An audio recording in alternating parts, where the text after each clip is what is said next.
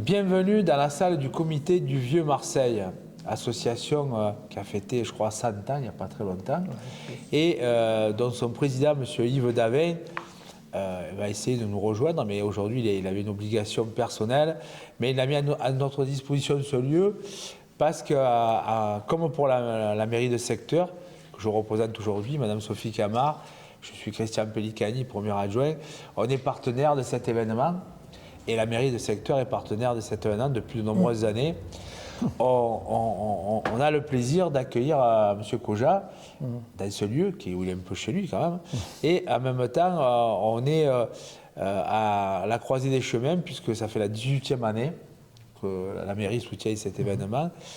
On a aussi un partenaire, le Crédit Mutuel, qui s'excuse, mais qui est présent par son matériel, et puis qui sera dans la salle d'hélice pendant les 3 jours. Voilà.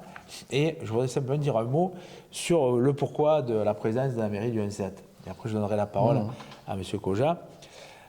Ça fait maintenant 18 ans que nous portons, avec les élus et en partenariat avec l'Association des métiers d'art et des techniques, la MAT, un projet de dynamiser le tissu associatif qui porte la question de l'artisanat d'art. Pourquoi? Parce qu'historiquement, dans le centre-ville de Marseille, il y avait énormément d'artisans. Alors l'artisanat traditionnel, qui va de... C'est pas pour rien qu'on a un boulevard qui s'appelle la Corderie, fabrication de cordes.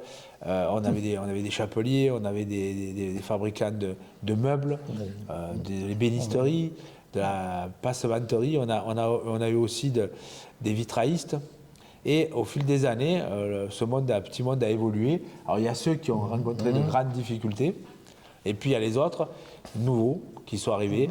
Et on a étendu, grâce à ce débat permanent avec les associations, et les artistes et les artisans, à l'artisanat d'art s'est élargi à l'art. Et maintenant, on a des artistes peintres, sculpteurs, on a des céramistes, on a aussi... développé, puisque la mairie de Marseille, il tient beaucoup la question de l'alimentation, dont l'art de la table. On a aujourd'hui des gens qui produisent dans des circuits courts, des produits de qualité du terroir, mais aussi ouverture sur le monde, avec Aglo Consommateurs Solidaires et Artisans du Monde, où on a des produits artisanaux et alimentaires du monde entier, mais qui sont chaque fois fabriqués dans le même esprit, c'est-à-dire le terroir. Mais c'est un circuit qui est moins court, mais c'est direct entre les producteurs et les consommateurs. Il n'y a pas d'intermédiaire, et c'est aussi une des spécificités de l'artisanat d'art, c'est qu'il n'y a pas de distribution par des marchands, des intermédiaires qui feraient de l'argent sur le dos des artisans. Voilà. Et donc, la rue des Lys, en soi, est un lieu intéressant en plein centre-ville. Les artisans peuvent se poser, et pour les 3 jours, on a plusieurs moments forts. Et moi, j'en développerai qu'un, c'est que dans l'artisanat d'art, on a les artistes, et on a une artiste, une peintresse, femme, Madame Guy Bergia, qui, au-delà de produire d'excellents tableaux, elle produit des objets dans la tradition de l'utile, c'est-à-dire qu'elle rend utile son art en produisant des objets qu'elle va mettre à disposition du public. Et le but de ce salon, c'est aussi de proposer aux gens de participer par leur achat à soutenir l'artisanat et les artistes. Voilà, donc je ne voulais pas en dire plus. La mairie du 1-7 sera présente à plusieurs moments, puisqu'il y a deux rencontres, une autour du devenir de l'artisanat, et l'autre, on aura à l'accueil, c'est exceptionnel, mais cette année, on lance les budgets participatifs. On aura une table qui présente le budget participatif que le maire de Marseille a souhaité. Et Mme Camard a accepté qu'on mette à l'entrée une urne avec des papiers pour les idées, et un agent de la mairie qui va parler aux jeunes du budget participatif. On est à la fois loin des métiers d'art, mais aussi très proche de la proximité et de ce que les gens peuvent proposer comme réalisation dans leur quartier.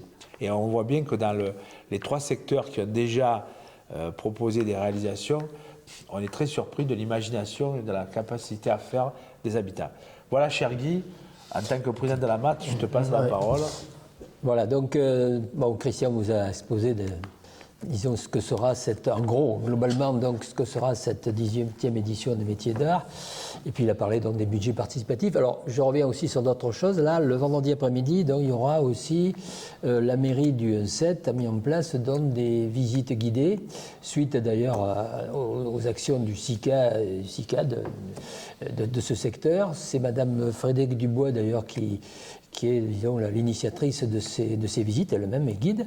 Et en même temps, elle est membre aussi d'ailleurs du comité de Nuit Marseille. Donc voilà. Alors, donc ça c'est le vendredi après-midi. Également, alors le samedi, nous aurons une conférence par Madame Chantal Champé, qui est vice-présidente du comité du Marseille, sur le livre qu'elle a sorti. C'est le bombardement du 27 mai 1944, où les Marseillais racontent, c'est-à-dire c'est une suite de, tous les témoins de cette époque. Il y en a encore, ils sont pas très jeunes bien sûr, forcément, mais il y en a. Ça a été terrible, ce bombardement.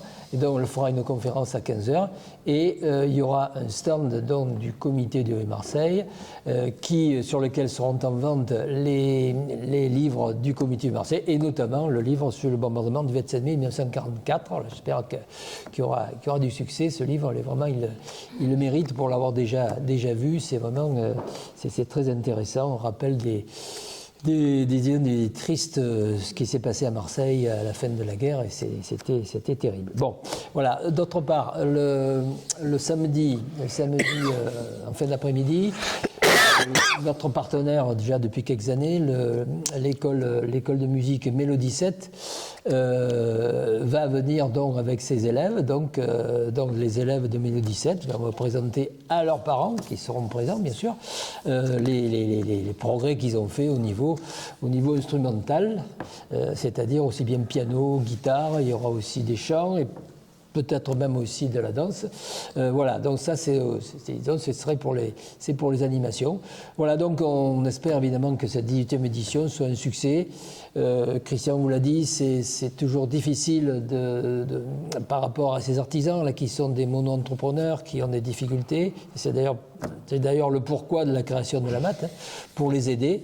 Et donc voilà, donc on a fait le maximum pour qu'il y ait le plus d'artisans possible. Donc écoutez, on fera mieux la prochaine fois, l'année prochaine. Voilà. En tout cas, voilà, on souhaite que ce soit un grand succès. Merci. Juste peut-être un complément pour préciser les choses.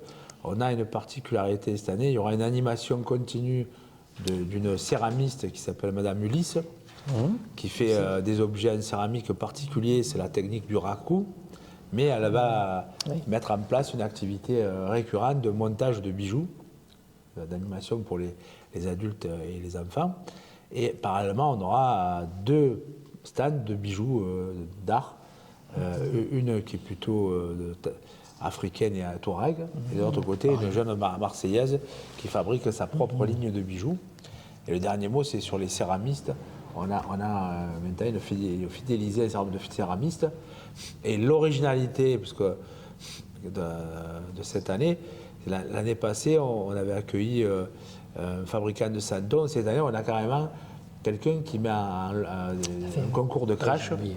Il y aura des crashs à veille de Noël. Alors c'est des crashs faites maison, on va dire, artisanales, et donc qui vont permettre à des gens de découvrir les différents modèles de crash et peut-être d'acquérir ou de gagner une crash. Voilà. Donc on a vraiment des moments importants, des moments sympathiques, et on vous invite donc à donner un large écho de cette manifestation.